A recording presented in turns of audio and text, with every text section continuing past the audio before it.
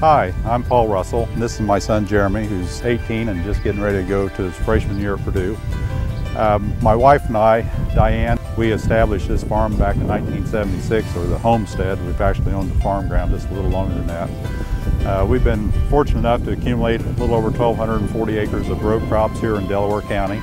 We've been, like I say, been very fortunate to accumulate this acreage here, mainly a corn and soybean farm rotation, but we also have a small flock of sheep, which I have to admit came with Diane. I don't know if it was an endowment from her father or what, but we ended up with the sheep, and so we've had sheep here on this farm since 1976 as well. Right now we have a flock of about 50 sheep, and our plans, while Jeremy's off Purdue, is to expand that to about 125 head. This barn was kind of built with, really with the welfare of the animal in mind. As you can see, it's a very tall building. We have a lot of doors and windows in it. That lets us have a lot of natural air ventilation in here.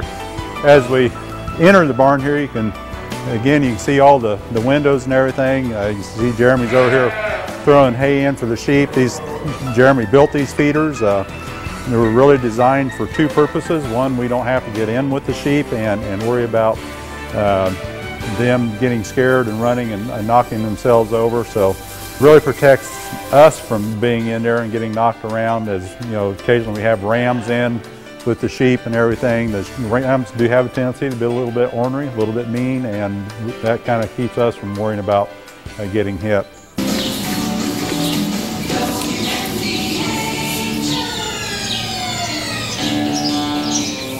Having that radio playing, it kind of helps just soothe the animal 24 hours a day, and it's just something that we feel like is an important part of raising those sheep and livestock. You'll find them in other livestock barns as well, just not sheep, but it's just a way to kind of give a soothing atmosphere to those animals 24 hours a day. I think it's extremely important to be in a family operation. I think it provides a good environment to raise a family in. You learn a lot of ethical practices doing this, and it's also just a great learning experience. We have switched to complete no-till. No-till really helps improve the soil quality. If you're not continually turning that soil over, no-tilling actually does capture that carbon, because whenever you turn the soil over, you're releasing carbon into the atmosphere. So, you know, by no-tilling, we're actually keeping that carbon in the soil. You know, so there's an environmental impact that we're already doing. Agriculture's been 20, 30 years ahead of the general population in practicing that. Family farmers still occupy and are involved in a large percentage of agriculture, not only here in Delaware County, but throughout the United States. We do have a real true story to tell here in this country, in this state, about what agriculture is. I want to know that my food came from a local farmer in a county across maybe one or two counties away, and was processed in a plant up at Delphi and come back to my local grocery store under the American regulations that we have in place. Do we have some bad characters? Occasionally.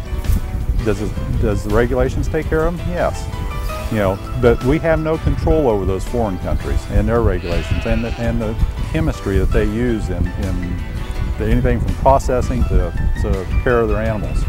So I think it's very important that we tell the story that the American consumer knows that their food is safe. It's cheap. We spend very little money in America for our food products, and it's very, very important for us to know that we have that safety in our food production. And so yeah, family farmers, they're a big part of that, and family farmers rule a large percentage of American agriculture.